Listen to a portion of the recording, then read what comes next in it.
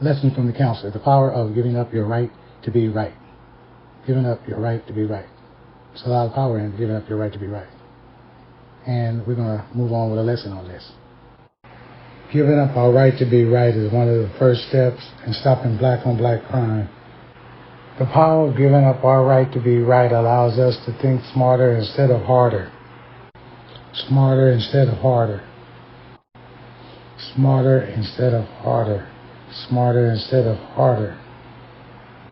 Giving up our right to be right allows us to live and not die. Hello. Welcome back. Welcome back once again with yours truly, your domestic issues counselor, also your domestic violence counselor. I am Mr. James Horton, and you can check me out and you can tap into my channel and become a family member and a partner with my show. My channel is called Domestic Issues with the Counselor, Mr. James Horton on YouTube.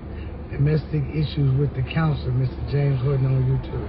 Please push subscribe, push like, and continue to share my videos with your friends and associates, and persuade them also to become subscribers. It would be very helpful, and I'll keep pushing. And I'll push no matter what. I'm going to push, but I'll push even harder with the help of you all. So I'm going to be delving into a topic called giving up your right to be right. We saw some coverage before the video came on, and it's called giving up your right to be right. What does that have to do with you? Well, many of us spend a lot of time being right. We spend a lot of time wanting to be right in relationships. We spend a lot of time talking to foolish people who also want to be right, and also become very foolish and ignorant in their ways of being right. There are times that we're in relationships and our partner is always wanting to be right, and I suggest to give up your right to be right and surrender that fight. Because if a person has no one to fight with, then boom, you actually put them all by themselves. They have nobody putting up resistance, but resistance is dangerous. Resistance is dangerous. It's like one of the videos captions has an old woman about to be shot by someone after being involved in a car accident. You know, and so you don't want to be shouting and screaming at somebody about they hit you, they cut you off, it's their fault.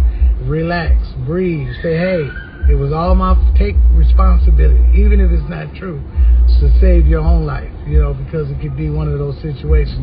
If you're in a relationship and you know who you are dealing with, or you may not know, and you begin to see that you're dealing with some person that's erratic and, you know, off balance and crazy, then you don't want to sit here and argue with that person and become crazy too, because they'll take over the power of what's going on at that time. So you want to be able to learn to not put up your defenses, not let the ego come in to edge God out, because you definitely need God in all situations.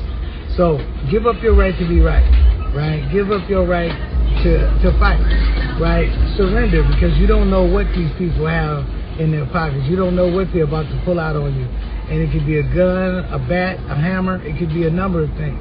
So you want to give up your right to be right and stop fighting, right? Stop fighting. Give up your right to be right and let them argue with themselves. Say, hey, I don't know what I was tripping on. Oh, I was out of my mind. You know what? I mean, it wasn't my fault. You know, I mean, it was my fault. It was my fault. Say that. Practice and make them right. And pretty soon, once you do that, if you do it real good, you can step back and they'll look in the image of a glass mirror or the glass on a grocery store or on a clothing store, and they'll look at themselves and be like, was I right? Right? Because people are not really used to handling someone telling them they're right. You know, they want to fight for being right, but they're not used to someone telling them that they're right. So try that. I suggest that if you're out there and somebody bumps you, somebody accidentally steps on your shoe, I mean, don't sit and be a fool.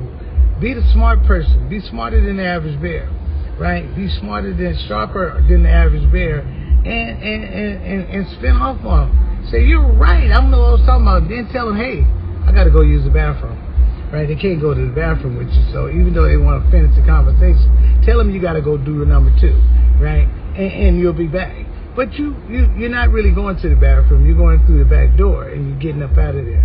So take that as a word of advice from yours truly, the counselor, Mr. James Horton. Subscribe to my channel. Thank you.